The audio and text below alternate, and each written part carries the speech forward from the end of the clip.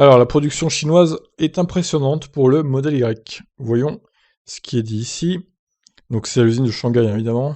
Alors, localisée en Chine, la troisième gigafactory de Tesla travaille actuellement pour celle de Berlin.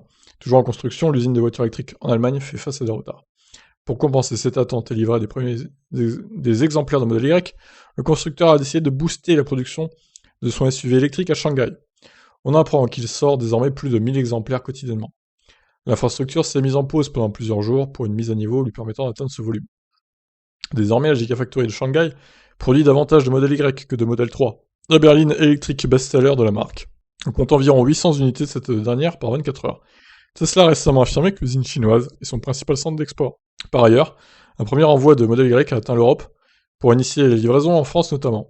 L'usine de Shanghai travaillera ainsi à un flux très tendu jusqu'à la fin de l'année pour compenser l'attente de la production allemande. Alors on répète, du coup, le modèle Y chinois est bien fini, il n'y a pas de souci. Par contre, il est un peu cher quand même, par rapport à ce que sera le modèle Y allemand. On peut tabler sur au moins 10% plus cher, je pense, avec les taxes d'importation et tout. Et surtout, l'autonomie, a priori, du modèle Y allemand serait plus élevée. C'est pas sûr encore, mais normalement, ce sera le cas. En tout cas, une chose qui est quasi certaine, c'est qu'il sera moins cher le modèle Y allemand, vu qu'il sera fait en Europe. Donc il n'y aura pas de taxe d'importation, ça c'est une évidence. Donc voilà, ce qui est pas mieux d'attendre plutôt que l'usine de Berlin soit terminée pour commander son modèle Y pour ceux qui en veulent un.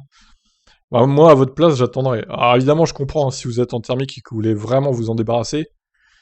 Après aussi, le fait que le bonus de 1000 euros, enfin, il va baisser de 1000 euros l'année prochaine, ça peut jouer aussi dans votre décision, je comprends bien. Donc tout ça, c'est à réfléchir, évidemment. Peser le pour et le contre, etc. Voilà pour l'usine de Berlin, donc, de Shanghai, qui tourne à plein régime, justement, pour compenser l'usine de Berlin qui n'est pas ouverte. Allez,